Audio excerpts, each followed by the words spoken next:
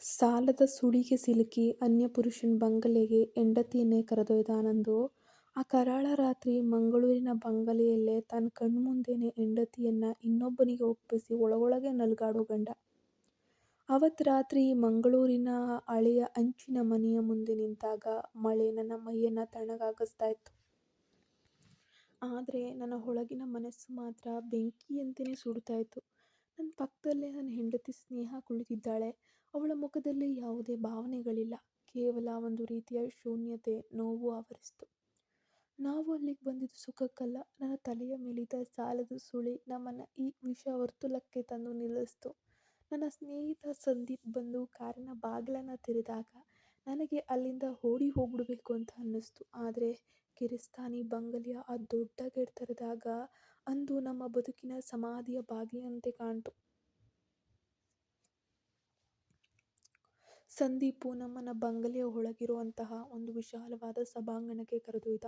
ಅಲ್ಲಿ ಮಂದ ಬೆಳಕು, ದುಬಾರಿಯಾದ ಸೋಫಾಗಳು ಮತ್ತು ಗೋಡೆಯ ಮೇಲೆ ನೇತಾಡ್ತಿದ್ದಂತಹ ಹಳೆಯ ಕಾಲದ ಚಿತ್ರಗಳು ನನ್ನಲ್ಲಿ ಅಸಹ್ಯ ಹುಟ್ಟಿಸ್ತಾ ಇದ್ವು. ಅವು ತುಂಬ ರೊಮ್ಯಾಂಟಿಕ್ ಆಗೇ ಇದ್ವೇನೋ. ಸ್ವಲ್ಪ ಹೊತ್ತಿನಲ್ಲೇ ಬೋಳು ತಲೆಯ ಉಬ್ಬಿದ ಹೊಟ್ಟೆಯ ಶ್ರೀಮಂತ ಉದ್ಯಮಿ ಸುನೀಲ್ ಅಲ್ಲಿಗೆ ಬಂದ. ಅವನು ಸ್ನೇಹಾಳನ್ನು ನೋಡಿದ ರೀತಿ ನನಗೆ ಮೈ ಮೇಲೆ ಹಲ್ಲಿ ಹರಿದಂಗಾಯಿತು. ಅವನು ಅವಳ ಹತ್ತಿರ ಬಂದು ಅವಳ ತೋಳನ್ನು ಮುಟ್ಟಿದಾಗ ನಾನು ನನ್ನ ಕಣ್ಣುಗಳನ್ನೇ ಗಟ್ಟಿಯಾಗಿ ಮುಚ್ಚಿಕೊಂಡೆ. ನನ್ನ ಹೆಂಡತಿಯನ್ನು ಇನ್ನೊಬ್ಬ ಪುರುಷ ಮುಡ್ತಾ ಇದ್ರೆ ಗಂಡನಾಗಿ ನಾನು ಅಲ್ಲಿ ಅಸಹಾಯಕನಾಗಿ ನಿಂತಿದ್ದೆ. ಸ್ನೇಹ ಅವನೊಂದಿಗೆ ಪಕ್ಕದ ಕೋಣೆಗೆ ನಡೆದಾಗ ನನ್ನ ಕಾಲುಗಳು ನಡುಗ್ತಾ ಇದ್ವು. ಸಂದೀಪು ನನ್ನನ್ನು ಹಿಡಿದು ಅಲ್ಲಿನ ಒಂದು ಕುರ್ಚಿಯ ಮೇಲೆ ಕೂರಿಸ್ದ. ಆ ಕೋಣೆಯ ಬಾಗಿಲು ಸ್ವಲ್ಪ ತೆರೆದಿತ್ತು. ಒಳಗಿನಿಂದ ಬರ್ತಾ ಇದ್ದ ಸಣ್ಣ ಸಣ್ಣ ಶಬ್ದಗಳು ನನ್ನ ಕಿವಿಗೆ ಸೀಸ ಸುರಿದಂಗೆ ಭಾಸ ಆಗ್ತಾ ಇತ್ತು. ನನ್ನ ಜೀವನದ ಅತಿ ದೊಡ್ಡ ಅವಮಾನದ ಕ್ಷಣವಿದು ಎಂದು ನನಗೆ ಆಗ ಅರಿವಾಯಿತು. ಸಾಲ ತೀರ್ಸೋಕೆ ಮನುಷ್ಯ ಇಷ್ಟೊಂದು ಕೆಳಮಟ್ಟಕ್ಕೆ ಇಳಿಬೇಕೆ? ಪ್ರೀತಿ ಮಾಡಿದ ಹೆಣ್ಣನ್ನು ಹೀಗೆ ಬಲಿ ಕೊಡಬೇಕೆ? ನನ್ನೊಳಗಿನ ಆತ್ಮಗೌರವ ಚೂರು ಚೂರಾಗಿ ಮಣ್ಣು ಸೇರಿತ್ತು. ಆ ಬಂಗಲೆಯ ಗಾಳಿಯಲ್ಲಿ ಯಾವುದೋ ಒಂದು ವಿಚಿತ್ರವಾದ ಮಾದಕತೆ ವಾಸನೆ ಇತ್ತು. ಆ ಒಂದು ಸ್ಥಳಕ್ಕೆ ಅದೆಷ್ಟು ಹೆಣ್ಣು ಮಕ್ಕಳು ಬರ್ತಾರೋ ಹೋಗ್ತಾರೋ, ಆ ಜಾಗಕ್ಕೆ ನಾನು ನನ್ನ ಹೆಂಡತಿಯನ್ನು ಕರ್ಕೊಂಡು ಹೋಗಿದ್ದೀನಿ. ಸುನೀಲ್ ತನ್ನ ದಪ್ಪನೆಯ ಕೈಗಳಿಂದ ಸ್ನೇಹಾಳ ಹೆಗಲ ಮೇಲೆ ಕೈ ಹಾಕ್ದ. ಅವನು ಒಳ್ಳೆ 100 kg ಬರೋ ಥರ ಇದ್ದ. ಪಾಪ ನನ್ನ ಹೆಂಡತಿ, ಅವಳು ಒಮ್ಮೆ ನನ್ನತ್ತ ನೋಡಿದ್ಲು. ಅವಳ ಆ ಕಣ್ಣುಗಳಲ್ಲಿ ನನಗಾಗಿ ಸಾವಿರಾರು ಪ್ರಶ್ನೆಗಳಿದ್ವು. ನನ್ನನ್ನು ನಿಜವಾಗಿಯೂ ಈ ನರಕಕ್ಕೆ ತಳ್ತಿದ್ದೀರಾ? ಆದರೆ ನನ್ನ ಬಾಯಿ ಬಂದಾಗಿತ್ತು. ಜೇಬ್ನಲ್ಲಿದ್ದ ಸಾಲದ ನೋಟಿಸ್ ನನ್ನನ್ನು ಹೇಡಿಯಾಗಿ ಮಾಡಿತು. ಸುನೀಲ್ ಅವಳನ್ನು ಆ ದೊಡ್ಡ ಓಕ್ ಮರದ ಬಾಗಿಲಿರುವ ಕೋಣೆಗೆ ಕರೆದೊಯ್ದ. ಬಾಗಿಲು ಪೂರ್ತಿಯಾಗಿ ಮುಚ್ಚಲಿಲ್ಲ, ಸ್ವಲ್ಪ ಸದ್ದು ಉಳಿದಿತ್ತು. ಸಂದೀಪ್ ನನ್ನ ಪಕ್ಕದಲ್ಲೇ ಕುಳಿತು ಮೆಲ್ಲನೆ ಸಿಗರೇಟ್ ಹತ್ತ. ಯೋಚನೆ ಮಾಡಬೇಡ ಆನಂದ್, ಇಂದು ರಾತ್ರಿ ಕಳೆದ್ರೆ ನಿನ್ನ ಸಾಲಗಳೆಲ್ಲ ಮಣ್ಣು ಪಾಲಾಗುತ್ತೆ. ನಿನ್ನ ಹೆಂಡತಿ ಇಂದು ನಿನಗಾಗಿ ಬೆಲೆ ಬಾಳುವ ಆಸ್ತಿಯಾಗಿದ್ದಾಳೆ ನೋಡು ಅಂತ ನಗ್ತ. ಆಗ ಆ ನಗು ನನ್ನ ಕಿವಿಗೆ ಚಾಕುವಿನಿಂದ ಚುಚ್ಚಿದಾಗಾಯಿತು. ಕೋಣೆಯ ಒಳಗಿನಿಂದ ಸ್ನೇಹಾಳ ಸಣ್ಣ ಧ್ವನಿ ಕೇಳಿಸ್ತು. ಅವಳು ಸುನೀಲ್ನಿಂದ ದೂರ ಸರಿಯಲು ಪ್ರಯತ್ನಿಸ್ತಿದ್ಲು ಎಂಬುದು ಅವಳ ಹೆಜ್ಜೆಯ ಸದ್ದಿನಿಂದ ತಿಳಿತಾ ಇತ್ತು. ಸುನೀಲ್ನ ಅಬ್ಬರದ ನಗು ಆ ಕೋಣೆಯ ಗೋಡೆಗಳಿಗೆ ಬಡಿದು ನನಗೆ ಕೇಳಿಸ್ತಾ ಇತ್ತು. ಯಾಕೆ ಇಷ್ಟು ಸಂಕೋಚ? ನಿನ್ನ ಗಂಡನೇ ನಿನ್ನ ಇಲ್ಲಿಗೆ ಬಿಟ್ಟು ಹೋಗಿದ್ದಾನಲ್ವಾ? ಏನೂ ಸಮಸ್ಯೆ ಇಲ್ಲ ಅಂದಮೇಲೆ ನಿನ್ನ ಭಯ ಏಕೆ ಎಂದು ಅವನು ಹೇಳಿದ್ದು ಕೇಳಿದಾಗ ನನ್ನ ರಕ್ತ ಕುದಿಯೋಕ್ಕಾರಂಭಿಸ್ತು. ನಾನು ಎದ್ದು ಹೋಗಿ ಆ ಬಾಗಿಲನ್ನು ಒದಿಬೇಕು ಅಂತಲೂ ಅಂದ್ಕೊಂಡೆ. ಆದರೆ ಆ ಕ್ಷಣ ನನ್ನ ಕಾಲುಗಳು ಜಡವಾಗಿ ನಿಂತು ಹೋದವು. ಮೆಲ್ಲನೆ ಸ್ನೇಹ ಧರಿಸಿದ್ದ ಆ ರೇಷ್ಮೆ ಸೀರೆಯ ಜಾರುವ ಶಬ್ದ ಕೇಳಿಸ್ತಾ ಇದೆ. ಆ ಕ್ಷಣ ನನ್ನ ಕಣ್ಣ ಮುಂದೆ ಕತ್ತಲೆ ಆವರಿಸಿತು. ಯಾವ ಹೆಣ್ಣನ್ನು ನಾನು ದೇವತೆಯಂತೆ ಪೂಜಿಸಿದ್ನೋ, ಯಾವ ಹೆಣ್ಣು ನನ್ನ ಜೀವನಕ್ಕೆ ಬಂದಾಗ ನಾನು ತುಂಬ ಖುಷಿಯಾಗಿದ್ನೋ, ಯಾರನ್ನು ನನ್ನ ಪ್ರಾಣಕ್ಕಿಂತ ಹೆಚ್ಚಾಗಿ ಪ್ರೀತಿಸಿದ್ನೋ, ಅವಳು ಇಂದು ಇನ್ನೊಬ್ಬನ ಆಸೆಯ ಹಸಿವನ್ನು ನೀಗಿಸಲು ಸಿದ್ಧವಾಗ್ತಾ ಇದ್ದಾಳೆ ಅಂತ ಕೇಳಿ ನನಗೆ ಅಸಹ್ಯವಾಗೋಯಿತು. ಸುನೀಲ್ ಅವಳನ್ನು ಹತ್ತಿರ ಸೆಳೆದುಕೊಂಡಾಗ ಸ್ನೇಹಾಳ ಅಸಹಾಯಕ ನರಳಾಟ ಕೇಳಿಸ್ತು. ಅಂದು ಸುಖದ ನರಳಾಟವಾಗಿರಲಿಲ್ಲ, ಅದು ತನ್ನ ಅಸ್ತಿತ್ವವನ್ನೇ ಕಳೆದುಕೊಳ್ಳುತ್ತಿರುವ ಹೆಣ್ಣಿನ ಆಕ್ರಂದನವಾಗಿತ್ತು. ಹಕ್ಕಿಯಂತೆ ಹಾರ್ತಿದ್ದ ಅವಳ ಕೂದಲುಗಳು, ಸುನೀಲ್ನ ಆ ಒರಟಾದ ಕೈಗಳ ಸ್ಪರ್ಶ, ಇವೆಲ್ಲವನ್ನ ಆ ತೆರೆದ ಬಾಗಿಲಿನ ಸಂದಿನಿಂದ ನೋಡುವ ದುರ್ಗತಿ ನನ್ನದಾಗಿತ್ತು. ಅದು ನೋಡಲೇಬೇಕಾಗಿತ್ತು, ಏಕೆಂದರೆ ಅವನು ಕೊಟ್ಟಂತಹ ಶಿಕ್ಷೆ ಅದು ಆಗಿತ್ತು. ನನ್ನ ಮೈಯೆಲ್ಲ ಬೆವರುತ್ತಿತ್ತು. ಸಂದೀಪ್ ನನ್ನನ್ನು ನೋಡಿ ಕೆಟ್ಟದಾಗಿ ಕಣ್ಮಿಟುಕಿಸ್ತಾ ಇದ್ದಾನೆ. ನೋಡು ನೋಡು ಆನಂದ್, ನಿನ್ನ ಹೆಂಡತಿ ಅಂತಹ ಸುಂದರಿ, ಅವಳನ್ನು ನೋಡಿ ಸುನೀಲ್ ಪೂರ್ತಿ ಹುಚ್ಚನಾಗಿದ್ದಾನೆ ಅಂದ. ನಾನು ಅವನ ಮುಖಕ್ಕೆ ಹೊಗಳಬೇಕು ಅಂದ್ಕೊಂಡೆ, ಆದರೆ ಅಲ್ಲಿ ನಾನು ಕೇವಲ ಒಬ್ಬ ಮೂಕ ಪ್ರೇಕ್ಷಕನಾಗಿದ್ದೆ ಮಾತ್ರ. ಸಮಯ ಕಳೆದಂತೆ ಕೋಣೆಯ ಒಳಗಿನ ಕಾವು ಹೆಚ್ಚಾಯಿತು. ಸುನೀಲ್ ಸ್ನೇಹಳನ್ನು ಹಾಸಿಗೆ ಮೇಲೆ ವಾಲಿಸಿದಾಗ ಹಾಸಿಗೆಯ ಸ್ಟ್ರಿಂಗ್ಗಳ ಶಬ್ದ ನನ್ನ ಎದೆಯ ಮೇಲೆ ಬಂಡೆ ಎಳೆದಂಗಾಯಿತು. ಸ್ನೇಹ ನನ್ನ ಹೆಸರನ್ನು ಪಿಸುಗುಟ್ಟಿದ್ದು ನನಗೆ ಕೇಳಿಸ್ತು. ಆ ಒಂದು ಕರೆಯಲ್ಲಿ ಅವಳು ನನ್ನನ್ನು ರಕ್ಷಿಸು ಅಂತ ಬೇಡ್ತಾ ಇದ್ಲೋ ಅಥವಾ ನನ್ನ ಮೇಲೆ ಅಸಹ್ಯ ಪಟ್ಕೊಳ್ತಾ ಇದ್ಲೋ ನನಗೆ ಗೊತ್ತಿಲ್ಲ. ಆದರೆ ನನ್ನ ಕೈಲಾಗಿದ್ದು ಒಂದೇ, ನನ್ನ ಕಣ್ಣಿನಿಂದ ಕಣ್ಣೀರು ಸುರಿತಾ ಇತ್ತು.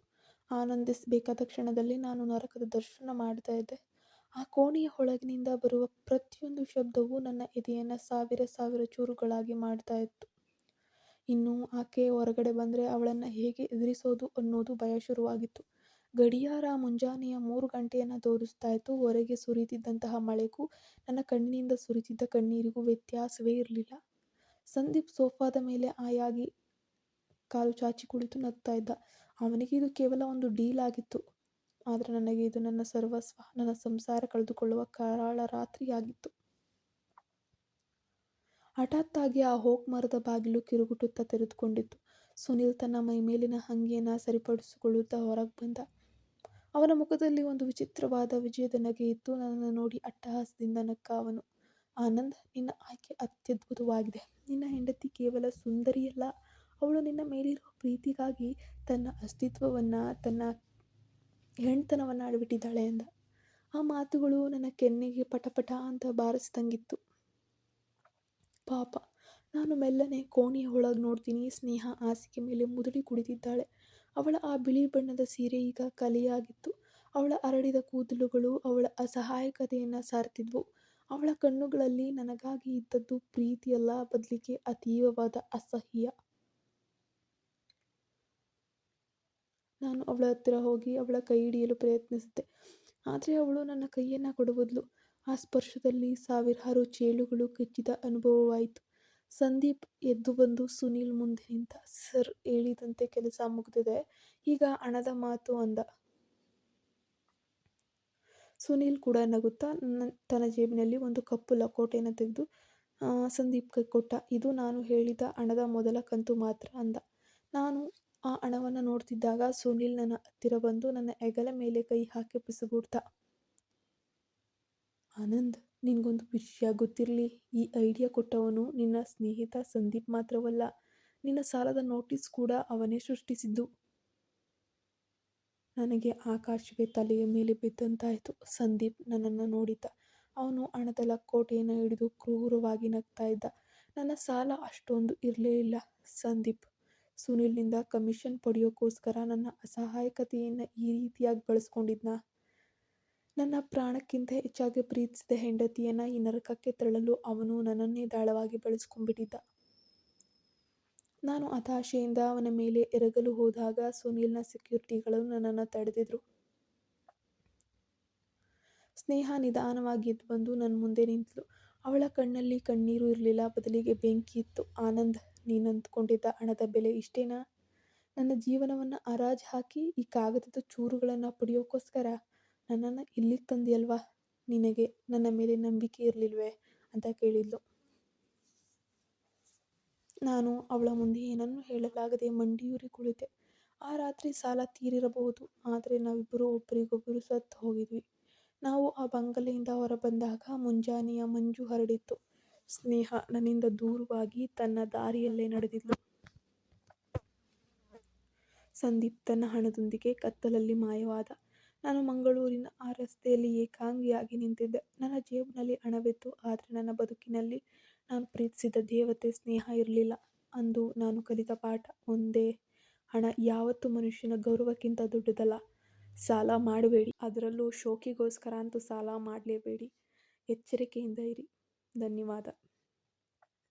ನಿಮ್ಮೆಲ್ಲರ ಹತ್ರನೂ ಒಂದು ರಿಕ್ವೆಸ್ಟು, ದಯವಿಟ್ಟು ನಮ್ಮ ಚಾನಲ್ಗೆ ಸಬ್ಸ್ಕ್ರೈಬ್ ಮಾಡ್ಕೊಳ್ಳಿ. ಅಲ್ಲಿ ಪಕ್ಕದಲ್ಲೇ ವೈಟ್ ಕಲರಲ್ಲಿ ಕಾಣುತ್ತಲ್ಲ, ಅದೇ ಸಬ್ಸ್ಕ್ರೈಬ್ ಬಟನು. ಆಮೇಲೆ ನೆಕ್ಸ್ಟ್ ಏನು ಮೆಂಬರ್ಶಿಪ್ ತೋರಿಸುತ್ತೆ. ನಿಮಗೆ ನೆಕ್ಸ್ಟ್ ಮುಂದಿನ ಭಾಗಗಳನ್ನು ಒಂದಿನ ಮುಂಚಿತವಾಗಿ 2 ದಿನ ಮುಂಚಿತವಾಗಿ ನೋಡಬೇಕಂದ್ರೆ ದಯವಿಟ್ಟು ಸಪೋರ್ಟ್ ಮಾಡಿ, ಮೆಂಬರ್ಶಿಪ್ ತೊಗೊಳ್ಳಿ. ಒಂದು ಟೀ ಕುಡಿಯೋಷ್ಟು ರೇಟ್ ಇರುತ್ತೆ ಅಷ್ಟೇ. ಎಕ್ಸ್ಕ್ಲೂಸಿವ್ ಕಥೆಗಳು ನೋಡ್ಬೋದು. ಇನ್ನು ನನ್ನ ಹಳೆ ಕತೆ, ಬೇರೆ ಬೇರೆ ಕಥೆಗಳನ್ನ ನೋಡಬೇಕಂದ್ರೆ ಪ್ರೊಫೈಲ್ ಓಪನ್ ಮಾಡಬೇಕು ಅಂದರೆ ಅಲ್ಲೊಂದು ಫೋಟೋ ಕಾಣ್ತಿದೆಯಲ್ಲ ಹೆಸರು ಪಕ್ಕ, ಅಲ್ಲೋಗೋ ಮೇಲೆ ಕ್ಲಿಕ್ ಮಾಡಿ. ಎಲ್ಲ ಕಥೆಗಳು ಸಿಗುತ್ತೆ.